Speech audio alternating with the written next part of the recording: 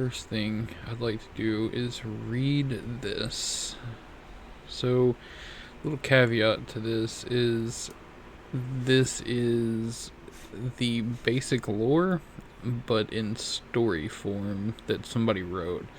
So it is technically fan fiction, but that being said, it is canon. So they just took bits and pieces of the basic lore, the canon lore, and put it into a more enjoyable read.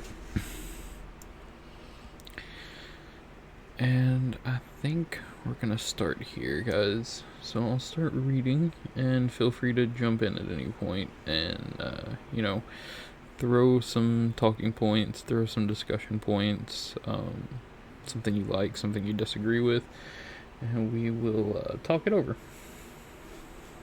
Just make sure we keep everything pretty civil and relaxed. Alright, so the waves are crashing violently around you, and you wonder why you took this journey. Then you remember. You have been drawn to this enigmatic world for the same legend that led generations of explorers to the mystical shores of this island. Aeternum is an island unlike any other. It pulses with a strange life that can only be explained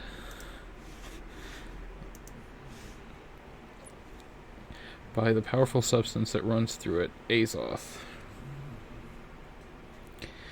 Many believe that Azoth is the key to eternal life, and this substance has drawn both the pure of heart and wicked to its shores. Azoth has the power to magnify all life forms around it, creating unimaginable beauty in both the atmosphere of the island and the creatures that live there.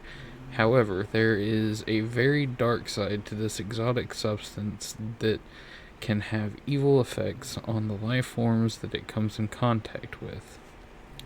The brave adventurers that washed up on the shores before you were endangered at every turn by vicious elements known as corruption. The corruption corrupts life itself it comes into contact with, and has varying degrees of potency depending on the makeup of its host. Some are left as bestial husk, while others are exalted to incomprehensible power. If I mess up a little bit of the reading, I apologize. Doing my best. Hey, what's up, Toljar? How you doing? Good to see you in here, man. Right now, we're just reading over the lore that is on newworldfans.com. This is technically fan fiction, but it's just canon that was put into a much easier to digest, readable material.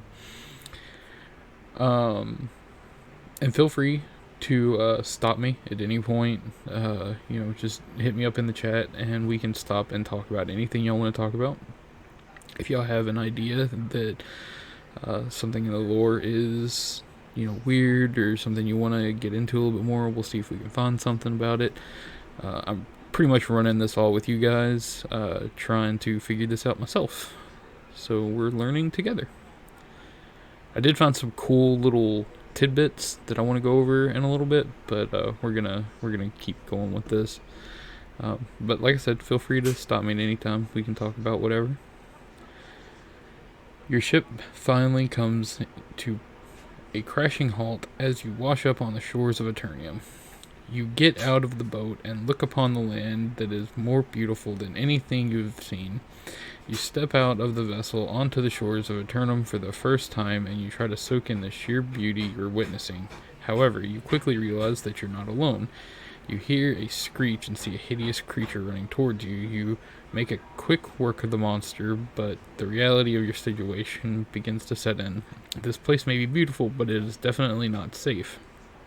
After a bit of exploration around the shores of Aeternum, you encounter several more zombie-like creatures and begin to learn that these were once humans that died in some horrific way on the island and are now stuck in this half-death state. These soulless wretches you now call the Lost.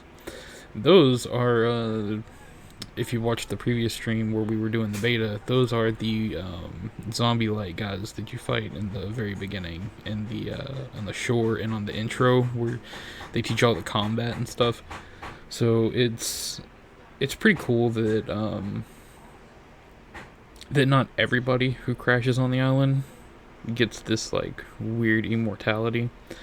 It looks like some people become zombies, and then even some people that get the immortality type deal, they can become corrupted. And as we're going to find later, there are other exceptions to this this immortality that Aeternum and this Azoth seems to give to people. You find a safe place near the beach to set up camp for the night in order to rest up for the explorations of the next day. As the sun rises, you wake up.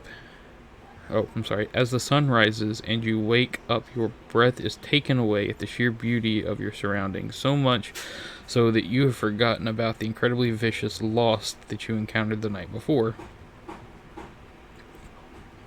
As you snap back into reality, you begin to make a push inland. As you travel further away from the shore, the ocean you were once close to fades away, and you find yourself traversing thick foliage, still in search of the mystical substance Azoth. Excuse me. I'm sorry. Got a weird little hiccup there. I'm assuming this is some of the concept art of the game, because it doesn't look like the in-game. It looks like actual artwork, which is kind of cool. I haven't actually looked at any of the concept art, so it's definitely interesting. I'm pretty happy with that. The game itself, like the actual in-game graphics and the artwork of in-game, are beyond beautiful. So it's definitely pretty cool to see some of the original art. In the distance, you see what appears to be another person running for their life, weaving around trees. Before you could shout to them, you see some sort of humanoid creature plant an arrow in their back, and they fall, and the creature spots you.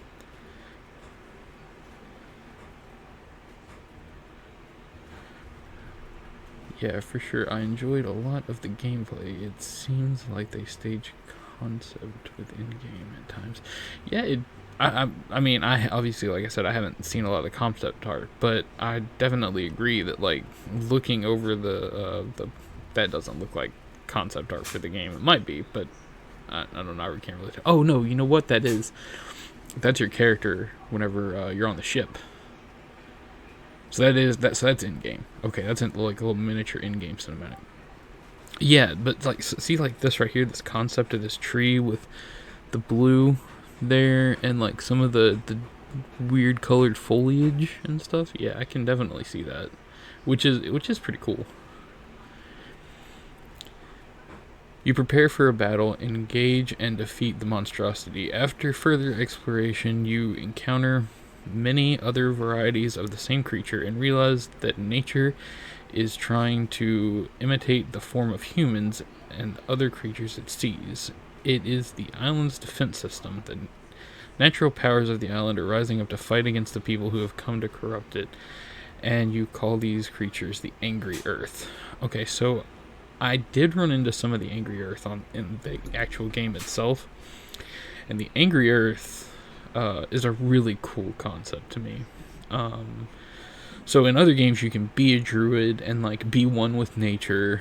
It's a pretty common theme throughout a lot of different games, and even in New World, you can use some nature magic, right? But the idea that the island itself has this like protection system, that it creates things that are similar to the things that are invading, is weird to me. Like, if there's a consciousness to the island, to Azoth, like some sort of like hive mind type consciousness that wants to protect itself, why would it build constructs that are similar to the things that are attacking it, or to the animals that have been, normalized and grew up on the island, right? Why not make something that would like some sort of larger monstrosity, something that would be OP against it. Now, obviously, for gameplay reasons, you're going to want models that players are going to recognize. You don't want models that are going to be OP against players. So, like, from a gameplay perspective, sure. But it's just weird to me that that's the way it is. And that they're not beyond humanoid form or beyond the animal forms that are obviously seen on the island itself, that we wouldn't see some sort of like vine-like tentacle coming out of the ground or treant type mobs. We might later, but I just feel like more diversity with the Angry Earth would fit that lore concept better, that the natural powers are attacking the players and attacking the corruption. You continue to push inland, hoping to find signs of another person so you can seek out answers to the many questions you already have in the short time you've been on Aeternum. After some time, you stumble upon a large settlement. You enter the settlement consciously and learn that there are a few more people already living on the island. Upon arriving, you begin asking about the towering monoliths that you have seen in the distance. You learn that there was once an ancient civilization that inhabited Aeternum and harnessed the power of Azoth. They used it to power their technologies. Something happened to the ancients, but no one knows what. The remnants of their past lay scattered across the island. Let's see. For the staff quest, I do remember a tentacle at the cave, but those were corrupted ones. Maybe corrupted Angry Earth. Now that you're saying it, I do kind of remember that. And then, like, also the door. The door was kind of made of vines, right? So yeah, I can see that. You're not wrong. That's a good point. It kind of begs the question, how come we don't see more of those uncorrupted, though? Or maybe the corruption is distorting, like it's taking a hold of the bases of Angry Earth and mutating it into other things. I don't know. It's pretty weird. Hey, I appreciate the follow, Lion and Ari. Thank you so much. Yeah, it's cool that you saw that. I would definitely. We'll go try to look that up here in a little bit and see if we can find some pictures of it. Maybe somebody has like a compilation of like images, or maybe we could just Google image the Angry Earth, see if we can find some that aren't just animal-like or humanoid-like. So we'll take a look at that here shortly. Also, what we just read about the ancients. The ancients, like, there's a whole bunch, like, people have been giving this game like a thumbs down when it comes to lore, but I really honestly think it's a hidden gem. And I think that the problem is that it's not that the lore isn't there or that it isn't well written, because I think both of those things are true, that it is there and it is well written. I think that it's not easily digestible in a way that people are used to. I think that people nowadays have grown up on things like World of Warcraft. They've grown up on things like Final Fantasy XIV. All these games that have been out for 17 years or whatever. Whenever I first got into the scene, into MMOs, everything was text-based. You had to read it, and a lot of the lore wasn't just like from story quest where you bounced from point A to point B in a linear path. You had to like find lore books. You had to find like talking to NPCs would give you information. So I think like the ancients, the Angry Earth, Azoth, the way the immortality works with some people and doesn't with others, things like that. There's a lot that can be done with that lore to turn this game into something really amazing, story-based, but people aren't digesting it because they're not having it fed to them in a way that they're used to. So, I don't know, I feel like there's a really shiny hidden gem in this lore that a lot of people just aren't seeing. Which is why I wanted to do a stream like this. I'm probably going to do quite a few of these, depending on kind of the reception I get from this and the interaction I get from it. If I can get people interested in lore, I think that would really not just boost the longevity of the game, but I think that if a lot more people got interested in the lore, it would tell Amazon Game Studios, hey, this is something to invest in, to expand upon. And maybe make it somewhat easier to digest for people who are used to having, main story quest feed you the storyline, or cutscenes feed you the storyline. And also that it's a new game, you don't have a lot of people who are doing lore like this, like Novel and stuff like that, where you had with WoW. So hopefully we can change some minds on that. Alright, let's get to the next part.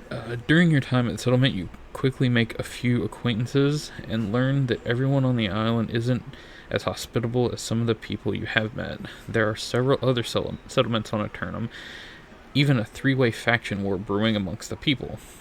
Aeternum clearly isn't what you were expecting when you began this journey to obtain the power that is harnessed within Azoth.